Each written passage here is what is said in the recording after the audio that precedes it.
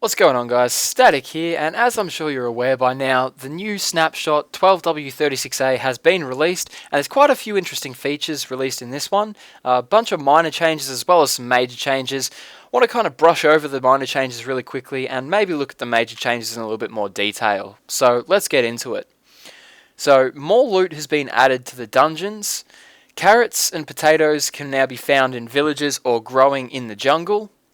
Chickens now breed with seeds instead of wheat, and you can use any seeds including pumpkin and melon.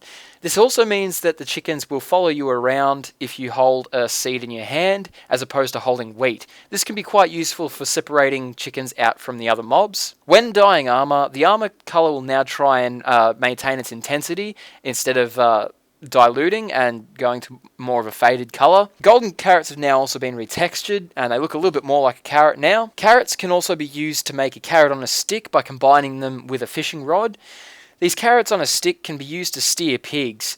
Now, sometimes it's a little bit difficult to get the pigs going. You might need to give them a bit of a smack in the back of their head, but once they start going, you can then use the fishing rod to guide the pig where you want him to go. Now, you don't need to hold the arrow keys at all. Just point the carrot on a stick where you'd like the pig to move, and he'll move that way.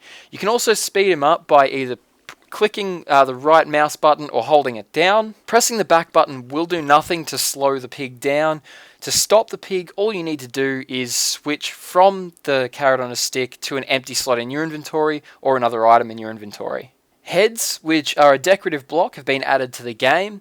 You can get player heads, creeper heads, zombie heads, skeleton heads, or wither skeleton heads. Each of these heads can be worn as a hat in place of the helmet. Each of them have a small chance of dropping from their respective mobs. The wither skeleton head drops from a new mob added to the nether called the wither skeleton, funnily enough. I've flown through the nether really quickly and tried to scout out for some wither skeletons. The only place that I've been able to find them so far is nether strongholds, which leads me to the conclusion that wither skeletons can only spawn in nether strongholds. Now, this hasn't been confirmed yet, it's just an educated guess, so don't quote me on this, but I'd say this is your best bet for where to find the wither skeletons. You can also spawn the wither skeletons by using a skeleton egg in the nether, which very often yields a wither skeleton as opposed to a normal skeleton. Now, also of note is the fact that normal skeletons can now be found in the nether, and I've most often found them hanging around with their older brothers, the wither skeleton. The wither skeletons are considerably taller than normal skeletons. They use a stone sword instead of a bow. When the wither skeletons hit you, they give the player the wither effect. This is not to be confused with the wither effect that the wither gives you when you get hit, which is wither 2. When killed, wither skeletons can drop coal, bones, a stone sword, or the wither skull. The wither skull can be used in conjunction with soul sand to spawn in a wither. Now, the wither boss, when killed, will drop a nether star. The nether star can then be used to craft the new beacon block, which was previously known as the work in progress block.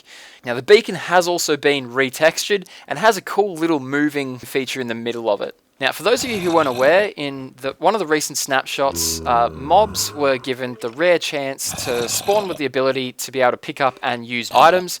So as you can see, this zombie over here has a sword, this skeleton's wearing a helmet, this one's got a helmet and sword, and that one's decked out in full gold armor and has a sword as well. Now, this is not necessarily anything new. However, now when you kill the mobs that are decked out in full armor, they will drop any items that they were wearing. Anyway, guys, I hope you found this video informative. If you did, please feel free to show that like button some love. It does help me out quite a bit. I've been Static, and I will catch you guys next time.